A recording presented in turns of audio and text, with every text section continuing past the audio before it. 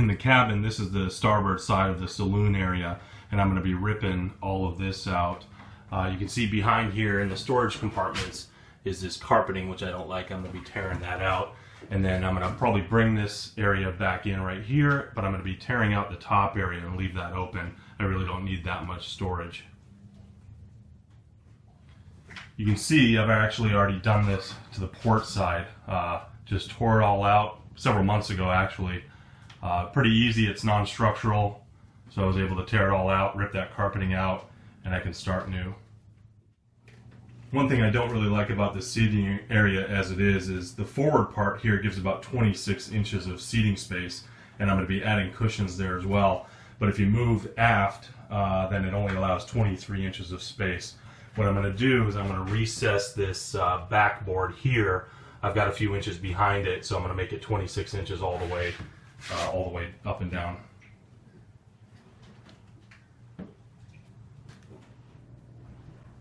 You can see it a little better on the port side here where I've ripped everything out. That's 26 inches, and as you come back aft, you can see that it does slim down to 23 inches, but I do have a few inches back there where I can even it out to 26 all the way along. Underneath these seating areas on both the starboard and port side are my water tanks. I'll pull the front off here in just a minute, but you can see the tank down there, and there's a tank gauge right there. I've taken off the front panel there, and you can see the water tank on the starboard side. From what I see in the literature, I've got 120 gallons of water storage on the boat, so I'm assuming each of these is 60 gallons. Here are the inlets and outlets for the tank.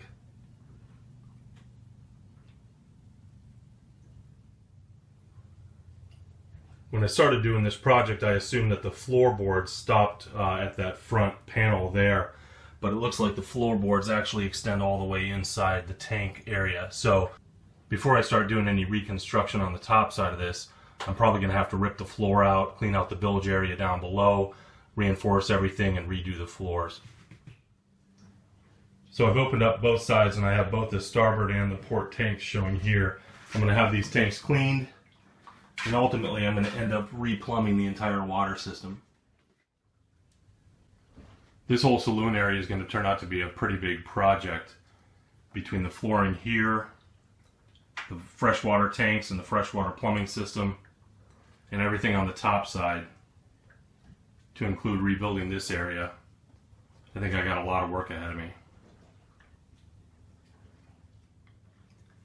As I said before, in the upper area of this seating area, I'm going to end up removing all this storage space and shelving up top. I've seen in a couple other 154s that this area is open, and I kind of liked it, so I'll build it that way, and if I decide to change it, I can always reconstruct everything back up here. Throughout the cabin, I've got lots of temporary floorboards from when it was in the boatyard. My father put these in while I was still overseas. And ultimately, yeah, I'm going to have to come back and redo the entire floor area throughout the entire cabin. These floorboards happen to be over the keel bolts and the battery bank and the bilge. Before I start getting too far ahead of myself in the saloon area with the flooring and everything, I thought I might take out a section of flooring here by the chart table. This is towards the aft area of the port side. There's a kind of a slanted floor area here, and there's just one single section right there. I figured I'd start with that, see what I'm up against. I'm definitely in the discovery mode of this boat, even after owning it for I think 2 years now, and really just spending a little over a year on it. But there's a lot to learn, there's a lot to discover, there's areas of the boat that I've never even looked into yet. There's all kinds of systems. There's just so much going on here, so I figured I'd start small with a flooring area here, probably move into tearing out this chart table as well. It's a little beat up, maybe look at maximizing the space in a different way, but this is where I'm going to start with the floor. This is my first foray into tearing apart the flooring. All I did was rip this section out by hand. That was pretty easy, and so far so good.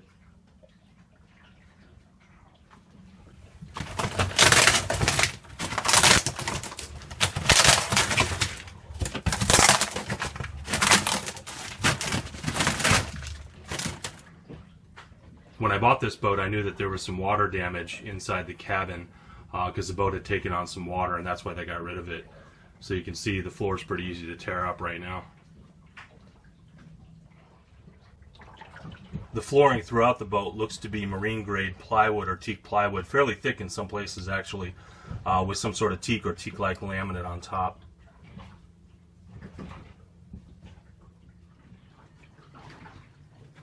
Alright, that was not the most fun I've ever had in my entire life. I just spent the last 30 minutes with a breathing mask on, eye protection, and I was going at it with a pry bar and a rubber mallet, and also wearing gloves and tearing at it by hand. But I finally got down, ripping it layer by layer through this plywood. Finally got it down to the bare bilge area against the hull. I'm going to clean this out and show you what it looks like. For any of these boat projects, especially demolition, I recommend wearing some safety gear. A mask for dust and mold, eye protection for splinters and dust, and gloves especially. I'm going to double down on this not being the most fun I've ever had. I'm breaking all this wood down by hand, breaking it into smaller bits so that I can toss it in some trash bags. After breaking everything up, just that small floor area back by the chart table filled up almost 3 trash bags full of scrap. And that didn't even include the slanted section on the side that I was able to tear out in one piece.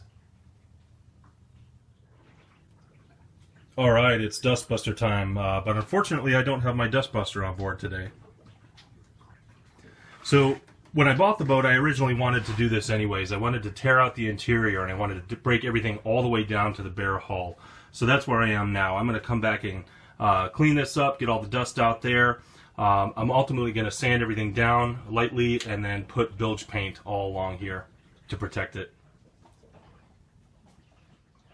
One thing I did notice as well is that this area, if water does get in here, there's a hole that leads down into the bilge for it to drain.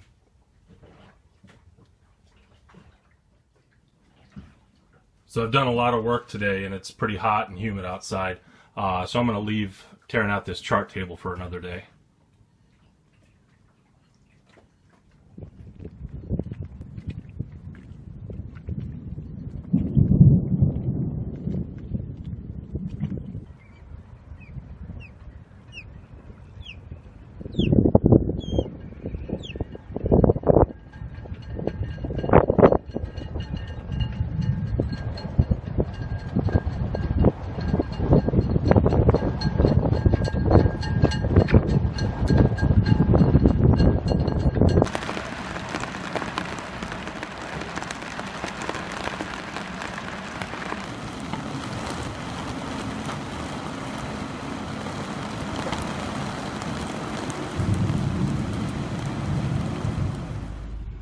That storm is mostly past and it's just raining a little bit, so I'm taking that opportunity now when it's a little cooler inside to start demolishing this area. After just taking out a few screws, I just was able to pull that out by hand. And then you can see up here the shelving and the carpet behind it. I'm going to rip all that out. It actually turns out this shelving wasn't even screwed into place, it was just set on top of these braces on each side. Well, that actually only took about 5 minutes because the shelving wasn't screwed in. The only thing that was screwed in were those braces and the speakers on each side. So you can see when I rebuild it, that's pretty much how it's going to look. That area on top is going to be open. That should really open up the space a lot. That shelf at that level is going to remain there. And this backboard is going to be there as well, but it's going to be recessed a few inches on this end. The rest of that wood came out pretty easily, so now all I have left to do is rip out that carpeting. And I've done that before, and it's pretty nasty, so I'll be wearing a mask and goggles.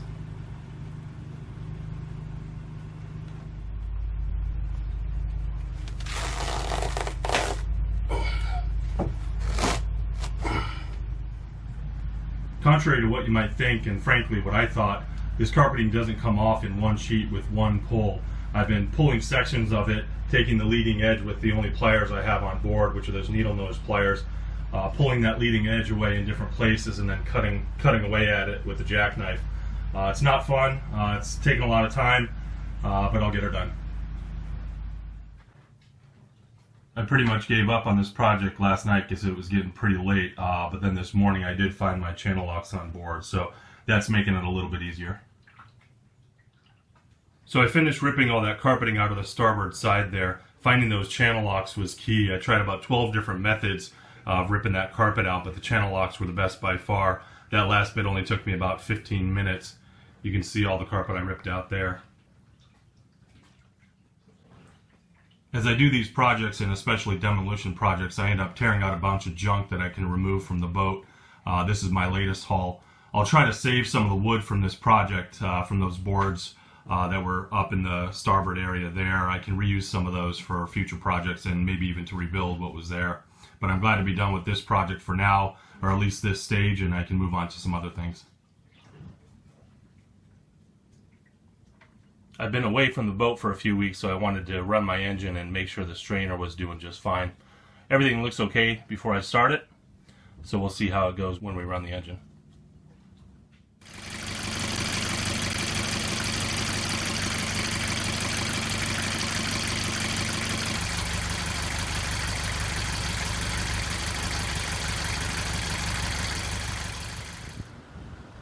The red tide's pretty bad here in Sarasota. I didn't notice it much out on the boat, but here in the marina it's pretty bad.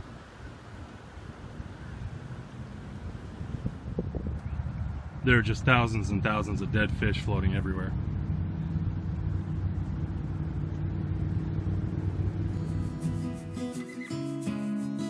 But the red tide and storms didn't stop me from making progress on Moxie.